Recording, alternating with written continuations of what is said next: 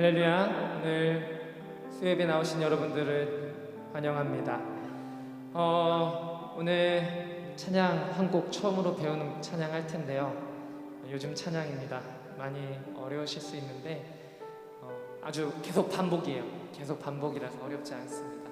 그래서 오늘 참 귀한 고백이 들어있는 찬양이라 한번 함께 나누고 싶다고 생각하고 1년 만에 1년 만에 이렇게 함께 찬양하고자 가지고 나왔습니다.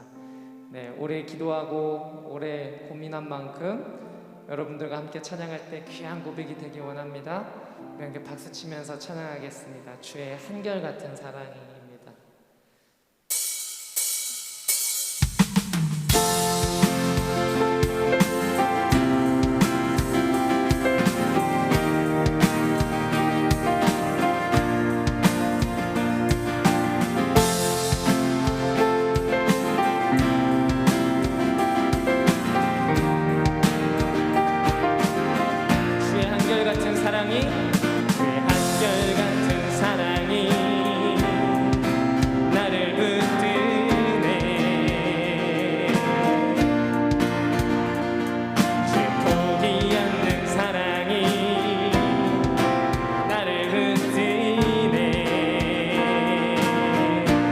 조건 없는 사랑이 나를 흔들어 주의 사랑 안에서 나는 안전해. 한 번 더 주의 한결같은 사랑이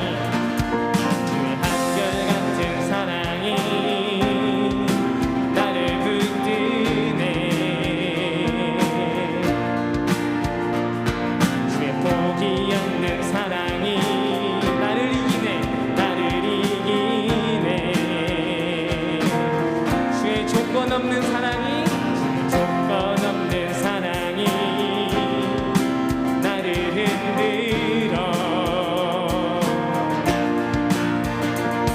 주의 사랑 안에서 나는 안전해.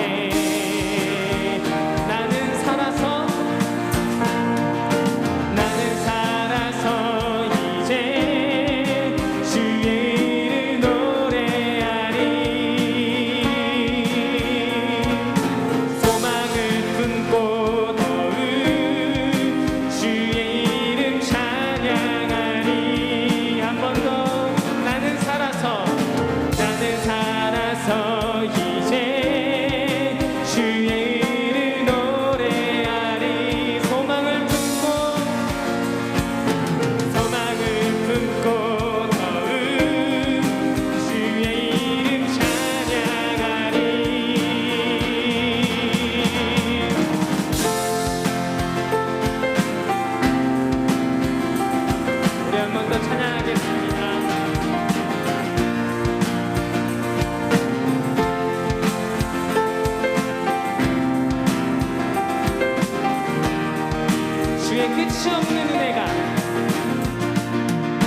끝이 없는 은혜가 나를 살게 하십니다. 나를 살게 해. 주의 싹으신 은혜가 나를 채우네. 주의 감당 못할 은혜에 내가 잠기니 그 은혜 안에서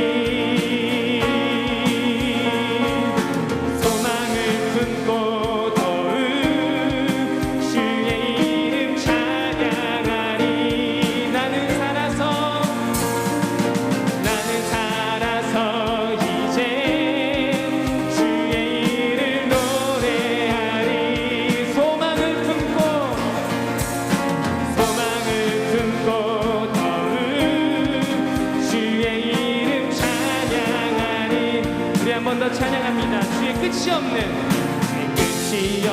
은혜가 나를 살게 해. 주의 쌓아두신 은혜가 나를 채우네. 감당 못할 은혜에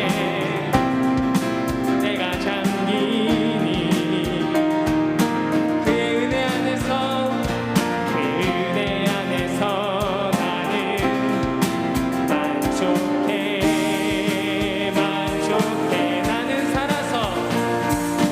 나는 살아서 이제 주의 의를 노래하리. 소망을 품고 더욱 주의 이름 찬양하리. 한 번 더. 나는 살아서 이제 주의 의를 노래하리.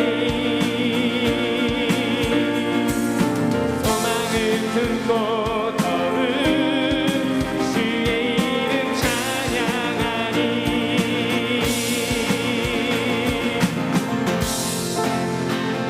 아멘, 아멘, 아멘. 조금 어려우셨죠? 네. 우리 변찮는 주님의 사랑과 함께 찬양하겠습니다.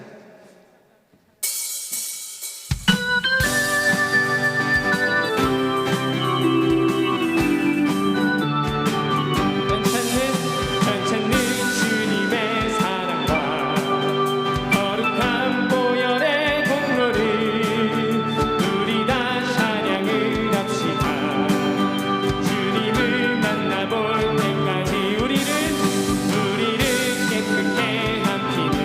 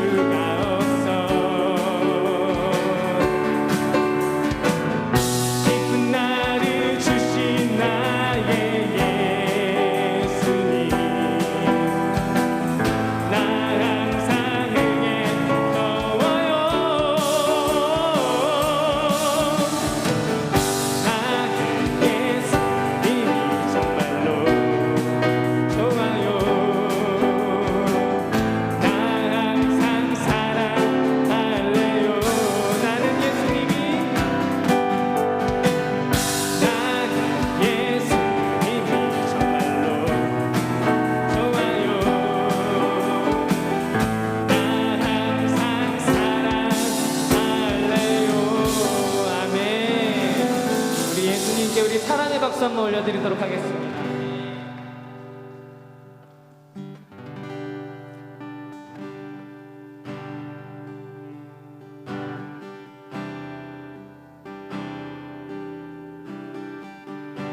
내 안에 주를 향한 이 노래 영원한 노래 있으니 날 향한 주님의 크신 사랑 영원히 찬양하리라. 한 번 더 내 안에 주를 향한 이 노래 영원한 노래 있으니 날 향한 주님의 크신 사랑 영원히 찬양하리라.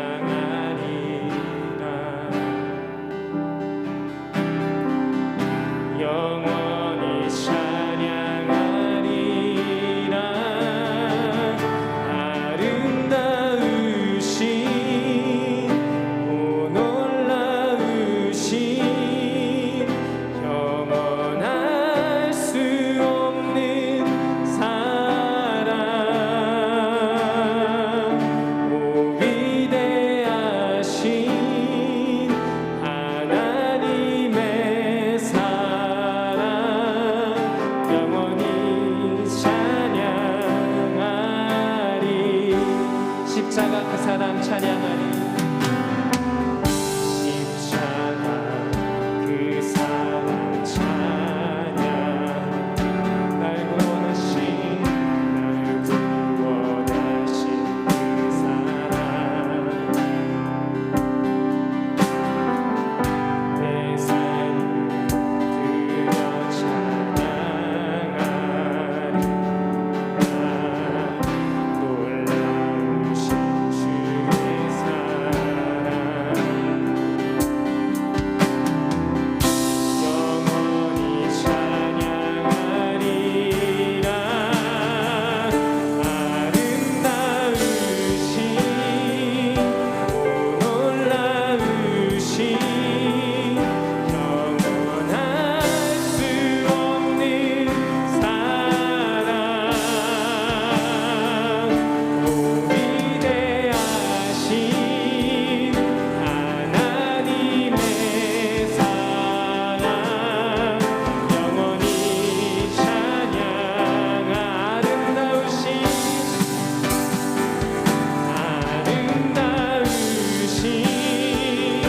오 놀라우신 영원할 수 없는 사랑 오 위대하신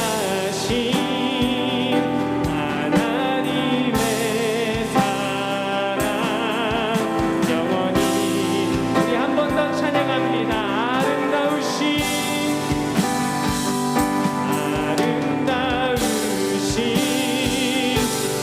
오 놀라우신 영원할 수 없는 사랑 오 위대하신 하나님의 사랑 영원히 찬양하리. 기도하며 나아갈 때 주님, 내 안에 무엇과도 바꿀 수 없는 기쁨이 있습니다. 세상 그 무엇과도 그 무엇이 줄 수 없는 평안이 내 안에 있습니다. 그것은 우리가 고백한 대로 변치 않는 주님의 사랑입니다. 변함없는 주님의 사랑입니다. 오늘 그 십자가의 사랑으로 나를 이끌어 주시옵소서. 나를 주님 곁으로 이끌어 주시옵소서. 내가 주님 곁으로 나아가기 원합니다. 그 영원한 사랑 가운데, 그 형언할 수 없는 놀라운 사랑 가운데 거하기 원합니다. 우리 이러한 고백 가지고 주님께 기도하며 나아가도록 하겠습니다. 주님, 이 시간 나를 주님 곁으로 이끌어 주시옵소서. 나를 주님 곁으로 더욱 가까이 이끌어 주시옵소서. 그래서 내가 주님의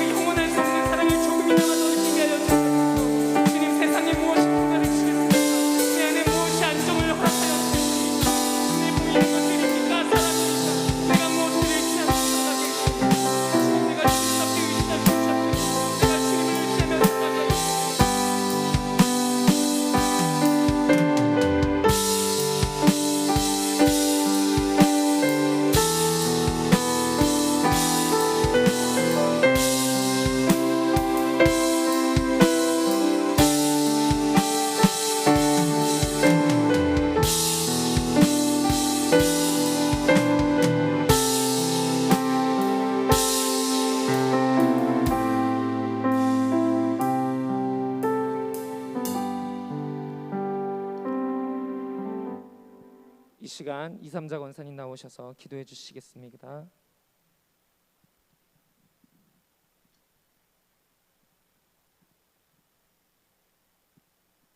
기도드리겠습니다.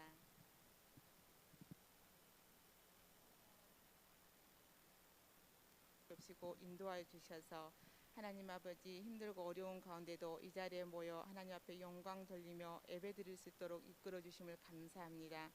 우리들은 세상을 살면서 알고 지은 죄 모르고 지은 죄 너무나 많았음을 고백합니다.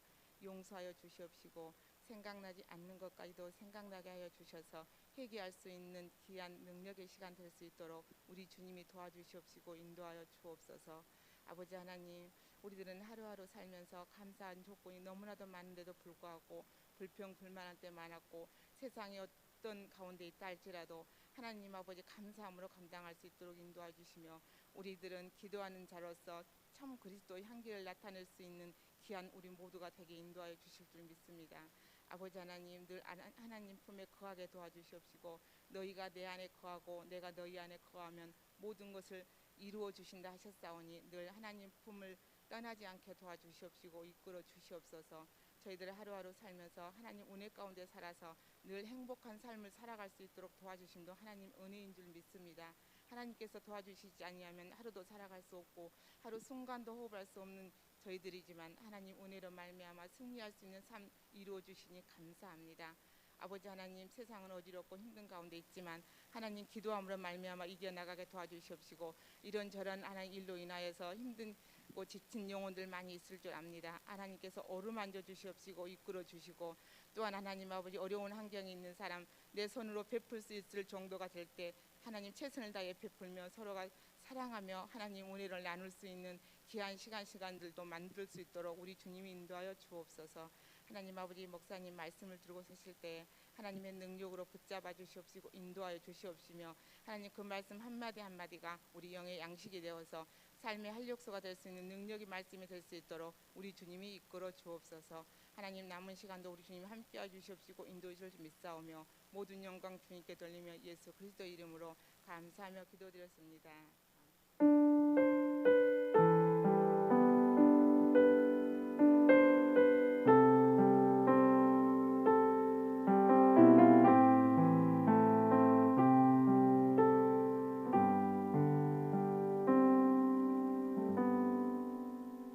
오늘 우리 함께 보실 하나님의 말씀은 사도행전 19장 1절부터 7절의 말씀입니다. 사도행전 19장 1절부터 7절의 말씀입니다.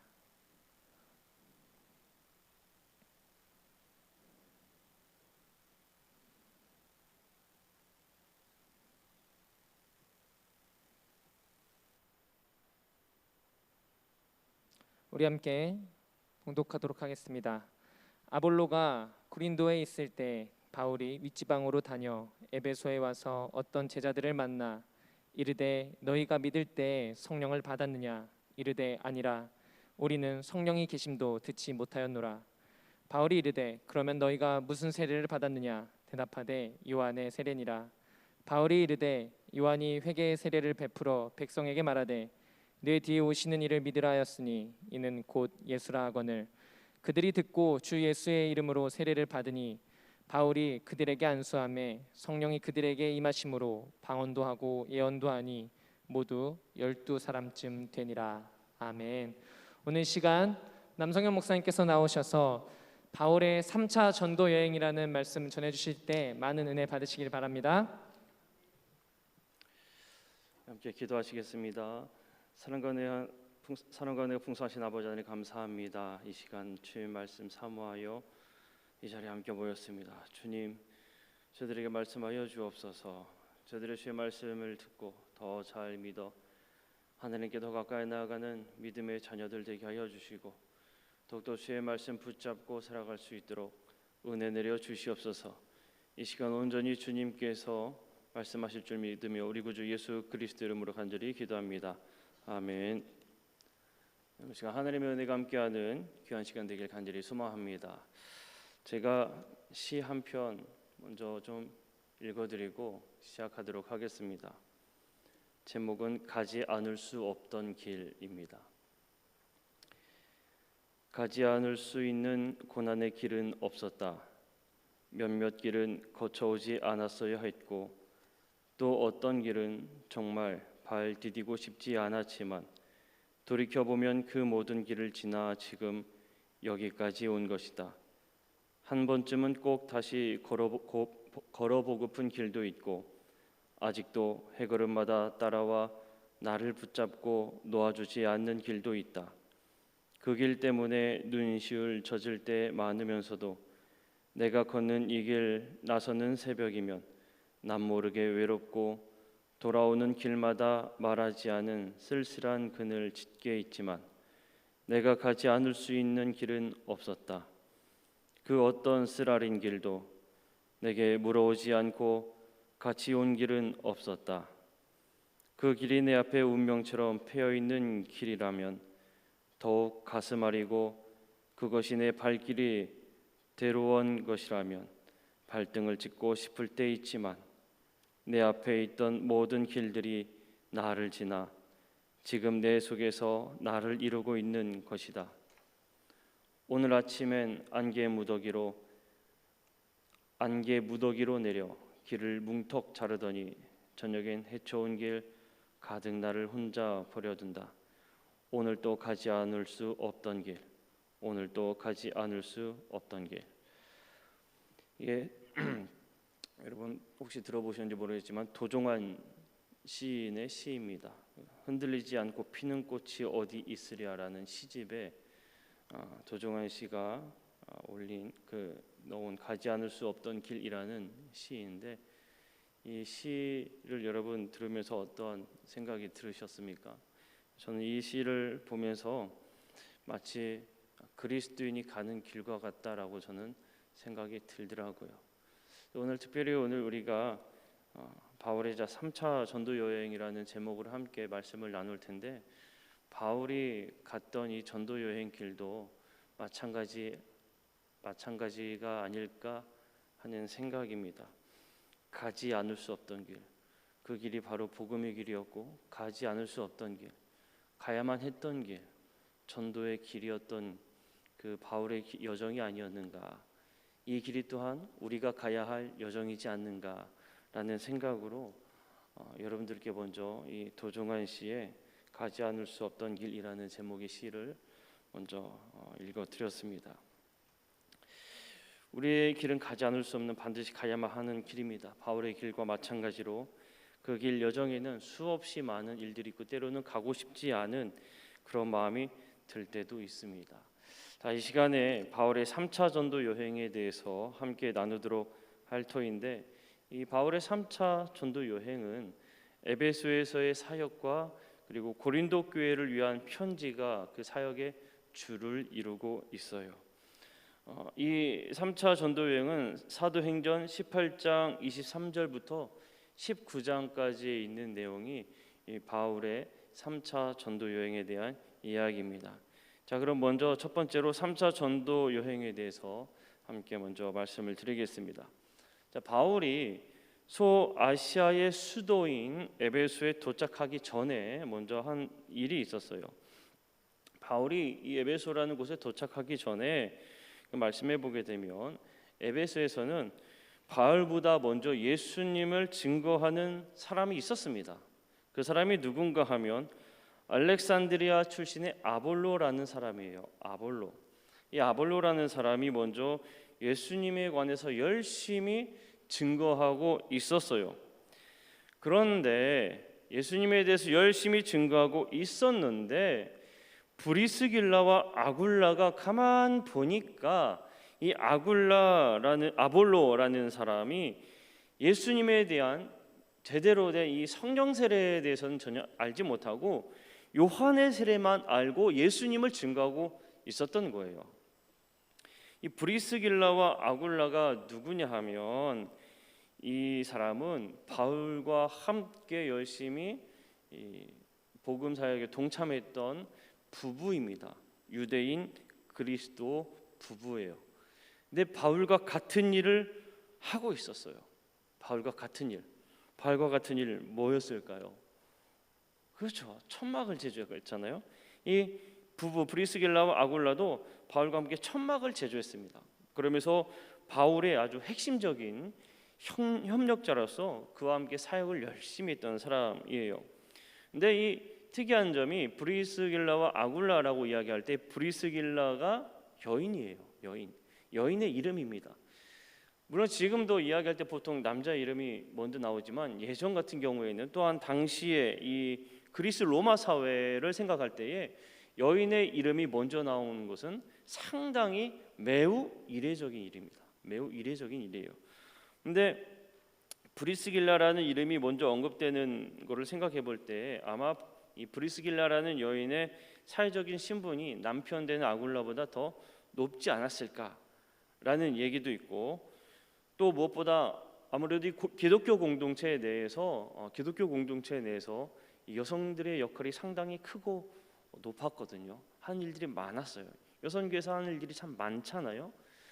이 브리스길라도 마찬가지로 교회 공동체 안에서 상당히 두드러진 역할을 했을 것이다라고 보고 있어요. 그래서 이 브리스길라와 아굴라 얘기할 때 브리스길라를 먼저 얘기하고 있다고 보고 있습니다. 자, 브리스길라와 아굴라는 바울의 핵심적인 정말 그 사람이었으니까 이 아볼로가 가만 그 예수님에 대해 전하는 것을 보니까 많이 부족해요. 많이 부족해. 저 사람이 잘 알지 못하는구나라고 그래서 바울이 도착하기 전에 이 브리스길라와 아굴라가 이 아볼로라는 사람에게 적극적으로 예수님에 대해서 가르칩니다. 제대로 가르치기 시작을 해요. 그리고 나서 이 그들 부부는 이 아볼로라는 사람을 어디로 보내는가 하면 고린도 교회로 보내게 돼요. 고린도 교회로. 자, 그런데 이 이야기가 처음에 나오는 이유가 분명히 있습니다. 아까 초반에 말씀드렸듯이 바울의 3차 전도 여행은 에베소에서 있던 일과 그리고 어디에 편지를 쓰는 사역이 대부분이라고 했습니까? 고린도 교회에 편지 쓰는 이야기라고 했잖아요. 그러니까 이 아볼로가 먼저 고린도 교회에서 열심히 이제 사역을 하고 있는 겁니다. 자, 이때쯤 이 무렵에서 바울이 에베소에 도착하게 돼요. 근데 바울은 에베소에 어느 정도 이렇게 머물렀는가 하면 3년간 머물렀다고 보고 있습니다. 3년간. 그 중에 3년간 머무르고 있는 그 중에 복음을 아주 잘 받아들이는 사람들을 따로 모아서 약 2년 동안 3년 중에 그러니까 3분의 2인 거죠. 상당히 오랜 기간 두란노 서원이라는 곳에서 상당히 집중적으로 그리스도의 가르침, 복음을 열심히 가르쳤어요. 두란노 서원은 많이 들어보셨죠? 두란노 서원. 이 두란노 서원은 주로 당시 이제 철학이나 수사학, 그러니까 학문을 가르치는 학교입니다. 네, 한 헬라 사본에 보게 되면 이 바울이 가르치는 시간이 오전 11시에서 오후 4시까지 강론했다라는 기록을 덧붙여 놨어요. 오전 11시에서 오후 4시까지. 여러분 우리가 생각할 때 오전 11시에서 오후 4시면 딱 학교 갈 시간이잖아요. 그죠? 딱 학교 갈 시간이에요. 뭐 당연히 그러면은 학교 갈 시간에 다 공부할 시간에 열심히 가르쳤겠네라고 우리는 생각할 수가 있는데, 여러분 지금은 상당히 기술이 좋아서 11시, 4시 돼도 교실은 더울까요? 시원할까요? 시원하잖아요. 그냥 가서 공부하면 돼요. 근데 더운 한여름에는 너무 더우니까 방학도 하잖아요. 근데 이때 이 지역의 오전 11시에서 오후 4시까지는 상당히 더운 시간입니다. 그래서 그 시간에는 대체적으로 강의실이 비어 있는 시간이에요. 자, 그렇게 생각해 보면 어떤 걸 생각해 볼 수가 있겠습니까? 3년이란 시간 머물렀던 시간 중에 2년 동안 가장 더운, 사람들이 굳이 와서 배우지 않는 오전 11시에서 오후 4시까지 주의 말씀을 열심히 가르쳤다는 거예요. 바울은 열심히 가르쳤고 많은 이들은 바울의 그 복음을 배우기 위해서 모였다라는 겁니다. 상당히 열심히 가르치고 또한 배웠다라는 걸 알 수가 있어요. 이 교육을 통해서 상당히 많은 제자들이 당연히 발생하게 되었죠. 후에 빌레몬서의 편지를 받는 빌레몬 있잖아요. 빌레몬이 이곳에서 바울에게 배웠던 제자 중에 한 명이었습니다. 두란노 서원에서 바울이 상당히 열심히 가르치면서 그가 에베소에 머무르는 동안 말씀을 열심히 가르치면서 또 다른 일꾼들을 계속 배출해 나갔어요. 그만큼 열심히 있었고 많은 사람들이 사모하는 마음이 있었다는 걸 알 수가 있습니다. 자, 이런 상황 속에서 바울이 에베소에 새로운 계획을 하나 세우게 됩니다. 열심히 가르치는 것만이 아니라 하나 또 다른 계획을 세우는데, 당시의 세계 중심지는 어디였을까요? 당시의 세계 중심지는 로마죠. 지금 우리나라의 수도는 서울이잖아요. 서울에 얼마나 많은 인구가 있고 많은 사람이 있습니까? 많이 있는 곳에 복음을 전거해야죠. 더 많이 낚으려면 열심히 사람 많은 곳에 가야 되지 않겠습니까? 이 바울도 마찬가지였어요. 세계 중심의 로마에 가서 주의 말씀을 증거해야 되겠다라는 계획을 세웁니다. 가기 전에 예루살렘에 마지막으로 들렸다가 로마로 가야겠다는 계획을 세우고, 이 바울이 디모데와 에라스도를 마게도냐로 보내고 자신은 이제 에베소에 잠시 더 머무르게 돼요. 그런데 이때 에베소에서 아주 큰 소동이 일어나게 됩니다. 에베소에 대해서 잠깐 좀 말씀을 드릴게요. 에베소라는 동네, 에베소는 아시아에 있는 로마 제국의 큰 항구 도시였습니다. 여러분, 예전에 항구 도시라고 이야기하면 상당히 경제적으로, 문화적으로 중심지가 되었습니다. 예전에 무역은 다 뭐로 했습니까? 지금도 대체적인 무역 중의 일부를 큰 배로 운항을 하잖아요. 상당히 예전에 항구의 중심지였다라고 하면 상당히 큰 도시였고 중심지였어요. 제가 고향이 강경인데, 강경은 옛날 조선시대 3대 시장 중에 하나였습니다. 배가 왔다 갔다 했을 때, 지금은 배로 왔다 갔다 하지 않잖아요. 그래서 상당히 쇠퇴했어요, 강경이. 예전에는 항구 도시였다고 하면 상당히 발전한 곳이었어요. 바로 에베소가 그런 곳입니다. 현재 터키 서해안에 있는 중심 도시였고, 이곳은 매우 거대한 항구로서 이제 아시아 무역 항로의 종착지였습니다. 그리고 로마에서 출항한 많은 배들도 이곳에 정박할 수 있었던 아주 자연적인 좋은 아주 거대한 항구였어요. 당시 에베소 시내에는 25,000명을 수용할 수 있는 극장, 목욕탕, 도서관 뭐 이런 것들, 그리고 포장도로 아주 잘 돼 있었고, 주전 1세기 2000년 훨씬 전에 이곳에 약 30만 명에 달하는 사람이 살고 있었거든요. 30만 명에 달하는 사람이 살고 있었다고 했을 때에 지금 우리나라 도시 중에 30만 명 가까이 살고 있는 도시가 경기도 광명시입니다. 경기도 광명시가 약 29만 명이 살더라고요. 그런데 생각해 보세요. 지금 29만 명하고 예전 30만 명하고는 상당히 차이가 커요. 어마어마한 도시라는 겁니다. 어마어마하게 발전된 곳이죠. 그리고 여기에 특별히 이 아르테미스 신전이 봉헌되었거든요. 이 아르테미스 신전 바닥 면적이 55.10 더 곱하기 115.14. 이게 크기가 어느 정도냐면, 제가 사진을 하나 준비해 드렸는데, 쾰른 대성당이라고 있어요. 저게 이제 쾰른 대성당입니다. 저거의 1.5배가 되는 곳이 아르테미스 신전이에요. 그러면 그때 당시에 아르테미스에 봉헌된 신전이 어떤 모습이었는가 하면 또 한번 그림을 보여드릴게요. 당시에 저런 모습의 신전이었어요. 그러니까 상당히 거대한 도시였고, 상당히 많은 이 우상 숭배가 아주 짙게 깔려있던 도시가 아테네였습니다. 이 신전에 동물회한 신상들이 많이 세워져 있었는데, 우상 숭배자들은 그것들이 하늘에서 내려온 신이라고 여겼어요. 그러니까 이곳에는 이방 신에게 제사하는 게 상당히 많이 활성화되어 있었겠죠. 자, 그런데 여러분, 지금 바울이 2년 동안 열심히 뭐 했습니까? 복음을 가르쳤잖아요. 말씀을 들었잖아요. 상당히 많은 사람들이 말씀을 들었겠죠. 그리고 주님께로 돌아왔겠죠. 그러면은 주님께로 돌아온 사람들이 신전에 갈까요? 안 갈까요? 당연히 안 가겠죠. 자, 그만큼 거대한 신전이 있었으면은 그곳에는 또 어떤 사람들이 많이 있었겠어요? 그것을 통해 먹고 사는 사람들이 많이 있었잖아요.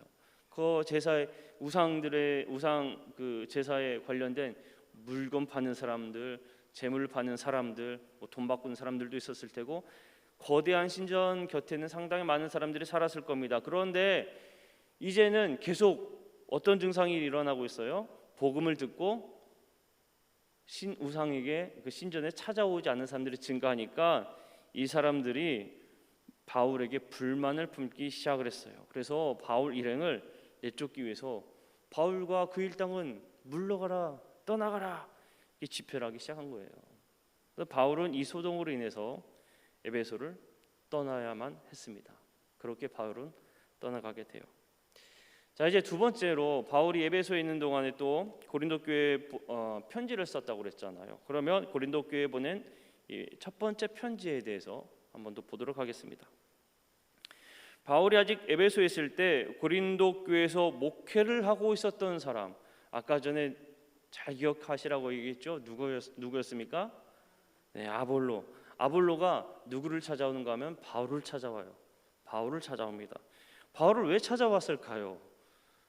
그가 목회하는데 바울을 왜 찾아왔겠어요? 힘들고 어려워서 찾아왔어요. 도저히 혼자서는 교회의 문제를 해결할 수가 없었던 겁니다. 이 아볼로가. 그래서 에베소에 있는 바울에게 찾아왔어요. 왜요? 고린도 교회에는 누가 세웠습니까? 바울이 세웠잖아요. 그리고 바울과 함께 배움을 받았던 브리스길라와 아굴라에게 배웠잖아요. 그래서 파송됐잖아요. 그러니까 이제 에베소에 와서 바울을 찾아온 거예요. 도저히 이 자신의 힘으로 어떻게 할 수가 없어서. 바울이 2차 전도 여행 중에 고린도에 1년 6개월 동안 머물면서 열심히 전도해서 세운 교회가 고린도 교회입니다.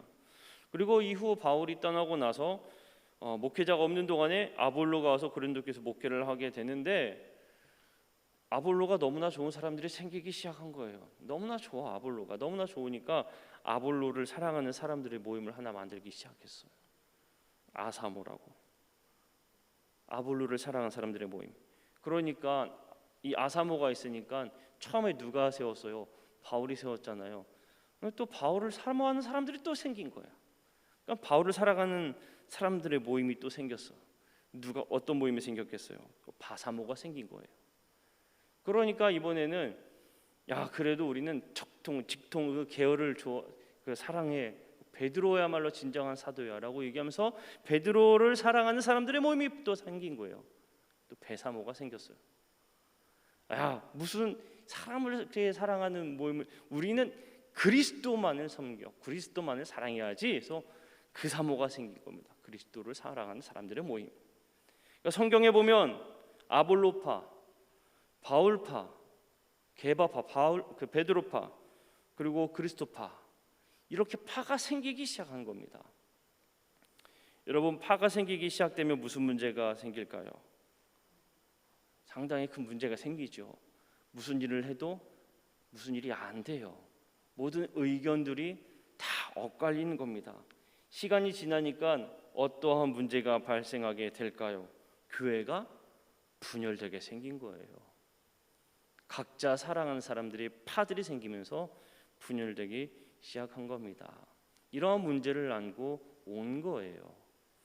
이 소식을 들은 바울이 고린도 교인들에게 복음의 능력 안에서 하나가 되어야 한다라는 편지를 써서 보낸 게 고린도전서 1장부터 16장까지 있는 그 고린도전서의 그 말씀이에요. 바울은 그래서 편지를 쓸 때 고린도 땅에 씨를 뿌린 사람이 바울이고 물을 주어서 성장하게 한 사람이 아볼로라면 정말 열매 맺도록 자라나게 하시는 분은 누구라고 얘기했습니까? 하나님뿐이다. 다 하나님이 성장하게 하신 거지 우리가 뭐 대단해서 한 게 아니다. 하나님뿐이다라고 이야기합니다. 바울은 아볼로가 전해준 고린도 교회 문제들에 관해서 이제 하나하나 해결책을 써 내려가기 시작해요. 특별히 사도 바울은 교회의 머리는 예수님이시고 우리는 그에 따른 지체에 불과하다. 예수님을 중심으로 우리는 살아야 한다라고 가르쳤어요. 자, 그리고 분열되어 있는 성도에게 가장 필요한 게 뭘까요? 가장 필요한 게 뭐였겠습니까? 서로 품어주고 아껴주고 해야 되는 거. 사랑이 필요하잖아요. 고린도전서 13장이 사랑장으로 유명하죠. 고린도전서 13장이 사랑장으로 유명해요. 바울이 사랑으로 하나가 되어야 한다라는 것을 그렇게 써내려간 것입니다. 그리고 바울이 그렇게 사랑으로 하나 되라는 것뿐만 아니라 이 편지 마지막 점에 예루살렘 교회 성도들을 돕기 위해 구제헌금에 참여할 것을 그리고 적극적으로 이야기하고 있습니다. 당시 예루살렘 교회 성도들은 상당히 어려움에 처해 있었어요. 바울은 가난한 성도들을 위해서 연보를 모으는 일에 상당히 열심을 내었습니다. 자신은 선교할 때에 장애가 되지 않기 위해서 자비랑 선교를 했죠. 그래서 천막을 제작하는 일을 함께 동행하지 않았습니까? 그런데 이런 바울이었지만 성도들을 돕는 일에는 그 누구보다도 적극적으로 나섰던 사람이 바로 바울입니다.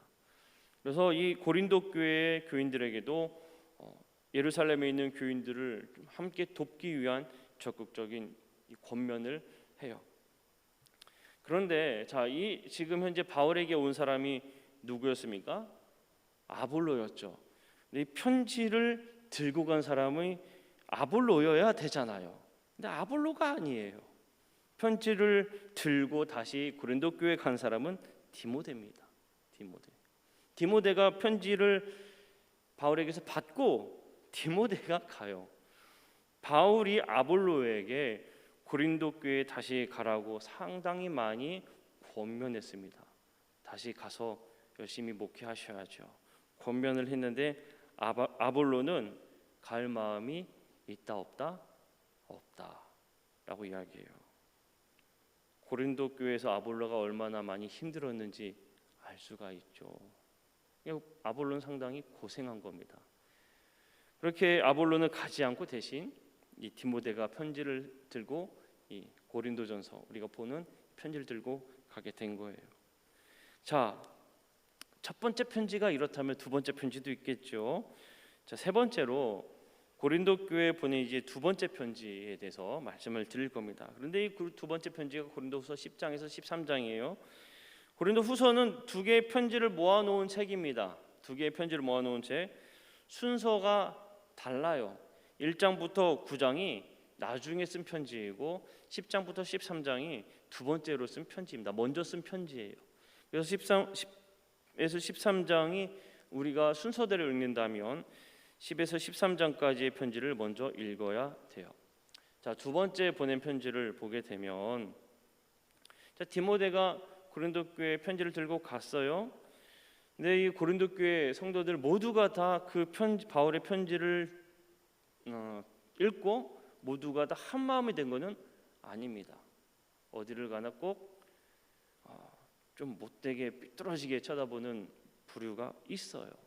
고린도 교회 성도들 중에 바울의 이거 싫은 사람이 생긴 겁니다. 반대하는 사람. 바울을 오히려 더 반대하는 사람이 생긴 거예요. 오히려 더 반대하는 사람이 생겼어요.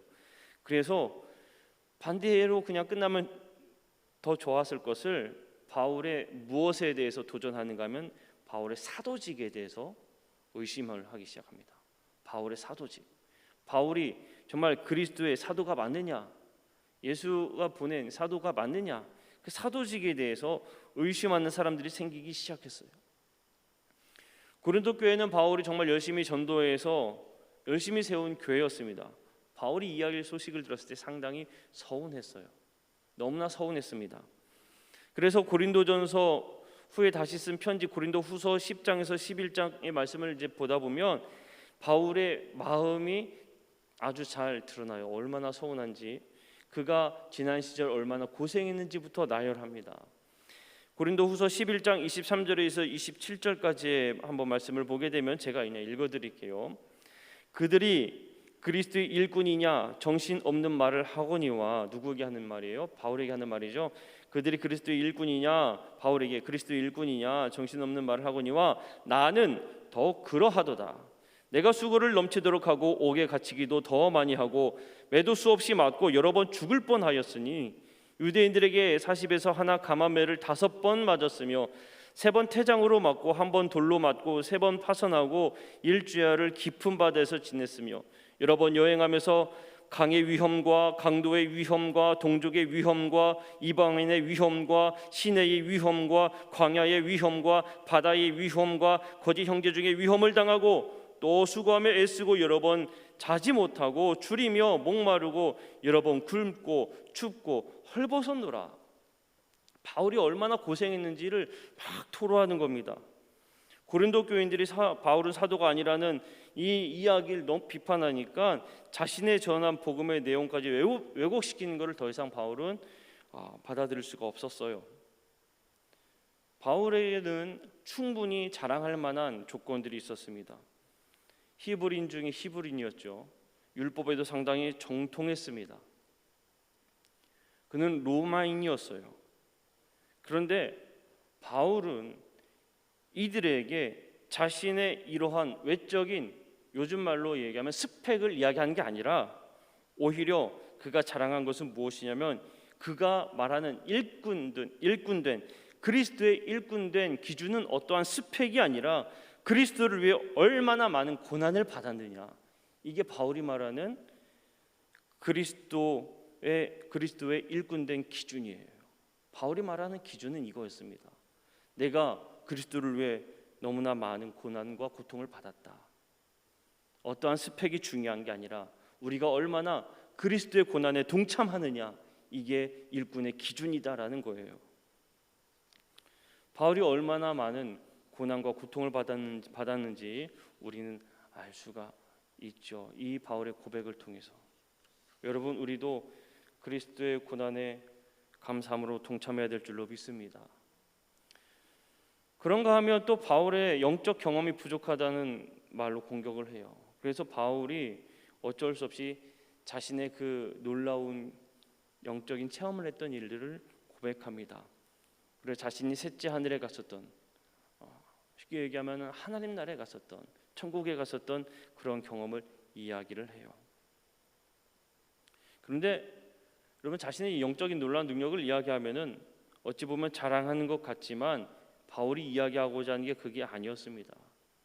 바울은 자신의 영적인 놀라운 능력을 자랑하기 위해서가 아니라 자신의 약한 부분을 통해서, 바울은 자신의 이 가시가 있어 3번 기도했다라고 그런 고백도 하거든요. 자신의 그 약한 부분을 통해서 역사하시는 크신 하나님을 보이기 위해서 자신의 영적인 놀라운 그 능력들을, 그 경험했던 일들을 토로하고 고백을 하게 돼요. 여러분, 하나님께서 이렇게 우리의 약한 부분을 통해서 일하신 줄로 믿습니다. 바울은 자신의 약함을 그렇게 자랑을 하고 있습니다. 그리고 이번 내용을, 편지를 이번에는 디도 편에 보내게 돼요. 디도에게 쥐어져서 보냅니다. 다행히 고린도 교인들이 이 편지를 읽고 모두 크게 반성하게 됩니다. 자, 이런 소식을 들었으니까 또 편지를 써야겠죠? 그래서 4번째 고린도 교회에 보낸 3번째 편지가 이제 고린도 후서 1장에서 9장까지의 말씀이에요. 이게 고린도 교회에 보내는 바울의 3번째 편지입니다. 자, 바울이 에베소에서 이제 마게도냐로 가요. 아까 이제 큰 소동이 있었잖아요. 마게도냐로 가서 그곳을 거쳐서 고린도로 가려는 계획이었습니다. 그런데 디도가 이제 편지를 들고 갔다가 좋은 소식을 또 가지고 올라와요. 고린도 교인들이 회개했습니다. 바울이 얼마나 기뻐했는지 몰라요. 마게도냐에서 디도를 통해서 기쁜 소식을 들은 바울은 다시 고린도 교인들에게 감사와 기쁨의 편지를 보내는데 그것이 바로 고린도 후서 1장에서 9장까지의 내용이에요. 바울은 고린도 교회로 인해 그동안 걱정하고 근심했지만 결국에 하나님께 대한 감사로 충만해진 그 자신을 돌아보며 환난 중에 위로하시는 하나님을 찬양하게 됩니다. 그리고 바울의 계획이 변동되었거든요. 자신은 직접 고린도 교회를 방문해서 교회 여러 문제를 해결하는데 정말 도움을 주고 싶었지만 그 뜻대로 되지 않았다. 왜냐하면 고린도 교인들도 상당히 기다리지 않았겠습니까? 그런데 바울도 가려고 했지만 그렇게 되지 않았다라는 그 이야기들을 써 내려갑니다. 그 중에 하나가 아시아에서 상당히 많은 고난을 받았기 때문에 가지 못했다라는 이야기를 하면서 고린도 교인들의 오해를 풀어줘요. 또한 그의 변경에 대해서 고린도후서 1장 12절부터 2장 4절까지 쭉 내용을 이야기해 주는데, 무엇보다 중요한 건 뭐냐면 바울이 이야기하는 그가 계획이 변동된 이유에 대해서, 여러분 우리가 어떤 변동된 상황을 얘기할 때는 변명을 많이 이야기를 하잖아요. 외적인 요인, 다른 무슨 문제가 생겼다라는 이야기를 할 텐데, 바울은 그게 아니에요. 그가 변경된 계획 중에 얘기하는 그 중심은 하나님을 신뢰함으로 자기가 성령의 인도하심을 따라 갔기 때문에 어쩔 수 없이 가지 못했다라고 이야기합니다. 이게 중요해요. 여러분, 우리가 어떠한 부분에 있어서 우리의 계획을 얘기할 게 아니라 하나님을 신뢰하고 성령의 인도하심을 따라 살아간다면 내가 생각했던 그 계획은 바뀔 수가 있습니다. 우리가 무엇을 중심으로 살아가야 되는가를 바울은 참 잘 얘기해주고 있는 거예요. 자, 그러면서 바울이 또다시 이 고린도 교회에 연보를 요구해요. 예루살렘 교회를 위해 함께 힘씁시다 이야기합니다. 사실 이 문제로 인해서 상당히 많은 오해도 받았습니다. 왜냐하면 아까 제가 말씀드렸듯이 바울은 자비량으로 선교한다고 말씀을 드렸잖아요. 복음에 누가 되지 않기 위해서 스스로 천막을 제작한 일을 하며 그렇게 자기 자신은 사역을 한다라고 이야기하는데, 아이고 바울 보니까 뒤에서 돈을 걷고 있네라는 그러한 소식을 이야기들을 듣는 거예요. 상당히 큰 오해죠. 앞에서는 자비량이라고 얘기해놓고는 뒤에서는 돈을 걷어간다, 이런 식의 기가 막힌 오해를 받게 돼요. 그런데 바울은 고린도 교회에서 연보를 모아서 다른 지역의 가난한 성도를 섬기는 이것을 더 포기할 수가 없는 겁니다. 왜냐하면 이건 하나님의 일이니까 포기할 수가 없는 거예요. 복음을 위해서라면 자신에게 있는 특권 포기할 수 있지만, 복음을 위해서라면 모든 특권을 다 누릴 수 있지만, 복음을 위해서라면 자신이 가지고 있는 특권을 다 포기할 수 있는 겁니다. 내가 가지고 있는 특권 다 포기하고 도움이 필요한 성도를 위해서라면 열심히 최선을 다해서 교회를 설득하여 철저히 연보를 이렇게 유도하는 사람이 바울이었다는 겁니다. 자신의 특권을 내세운 것이 아니라, 나의 어떠한 권한을 내세운 것이 아니라, 다른 누군가가 뒤에서 이상한 이야기를 한다 해도 바울은 교회를 위해서라면, 복음을 위해서라면 그는 거리낌 없이 최선을 다해서 그 일에 앞장서는 모습을 우리에게 보여주고 있는 겁니다. 자, 바울의 3차 전도 여행의 이야기는 지금까지 말씀드렸듯이 에베소에서의 있었던 이야기, 그리고 고린도 전후서를 작성하는 그러한 이야기입니다. 여러분, 우리가 바울의 행보를 가만 살펴보면 그는 철저히 하나님을 신뢰하고 그는 철저히 하나님의 인도하심을 믿음으로 고백하고 있는 사람이다라는 것을 알 수가 있습니다. 바울의 이 전도여행의 중심에는 무엇보다 그는 복음을 위해서, 하나님의 말씀을 위해서 살았다라는 것을 우리에게 말해주고 있습니다. 자신의 특권, 자신의 자랑이 아니라 복음을 위해, 하나님의 말씀을 위해, 하나님의 사랑을 위해 최선을 다해 살아가는 그의 모습의 기록을 보여주고 있는 것이 바울의 이 3차 전도 여행의 이야기입니다. 여러분, 우리는 이 바울의 이야기를 보면서 모든 계획은 하나님을 신뢰할 때에 하나님의 인도하심이 있는 그 이끄심에 따라 이루어진다는 것을 우리도 고백해야 될 줄로 믿습니다.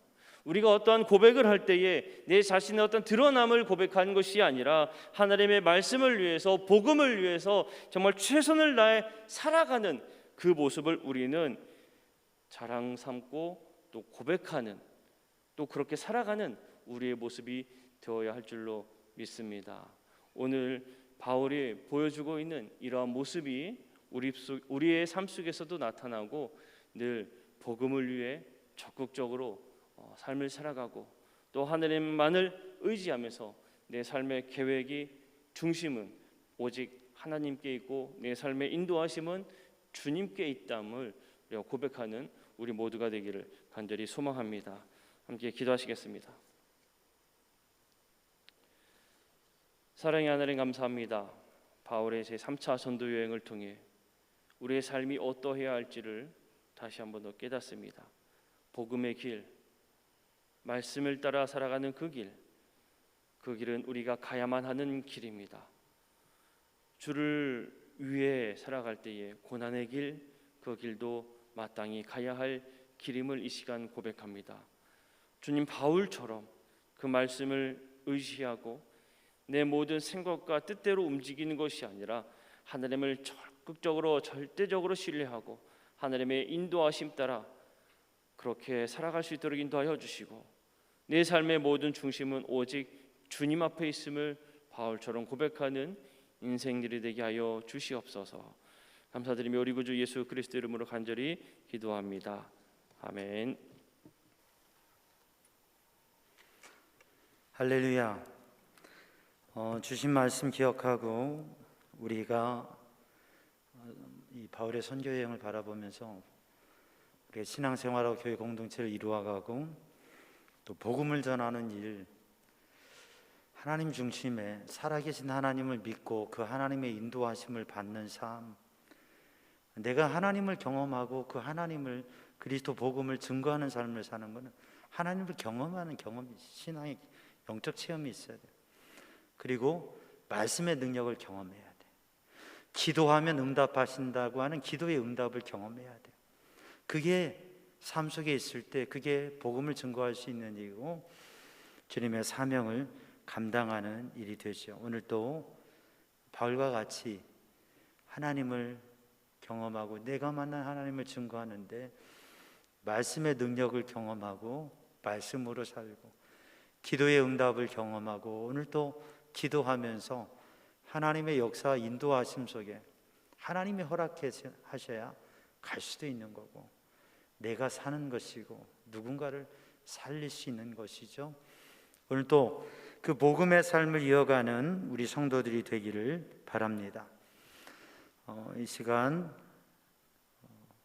이 10월 달에 계절이 바뀌어지는데 하나님 앞에 새롭게 시대의 변화를 바라보면서 준비하고 기도하면서 영적 하나님께서 예비하신 은혜와 역사들을 누리면서 또 이 가을의 계절에 더욱더 믿음의 역사를 도전하는 우리 성도들이 되기를 바랍니다. 우리 주님께서 가르쳐 주신 기도합니다. 하늘에 계신 우리 아버지, 아버지의 이름을 거룩하게 하시며 아버지의 나라가 오게 하시며 아버지의 뜻이 하늘에서와 같이 땅에서도 이루어지게 하소서. 오늘 우리에게 일월 양식을 주시고 우리가 우리에게 잘못한 사람을 용서하여 준 것 같이 우리 죄를 용서하여 주시고 우리를 시험에 빠지지 않게 하시고 악에서 구하소서. 나라와 권능과 영광이 영원히 아버지의 것입니다. 아멘. 우리 두 손 들고 합심하여서 오늘 말씀 붙잡고 기도합니다. 사랑의 주님, 은혜의 주님, 생명의 주님, 주님의 능력의 손으로 우리를 붙드시고 오르만져 주시고 주의 성령의 감동과 인도하심으로 주님 이끄셔서 오늘도 하나님을 경험한 저희들 신앙의 영적 체험을 간직하며 말씀의 능력을 경험하고 기도의 응답을 경험하고 그 역사하신 주님을 신뢰하며 사명 감당하며 주님이 이끄시는 그 길을 걸어갈 수 있도록 하나님 인도하여 주시옵소서. 이 밤에도 주님의 말씀으로 주님의 은혜로 주님의 능력으로 붙들어 주시옵소서.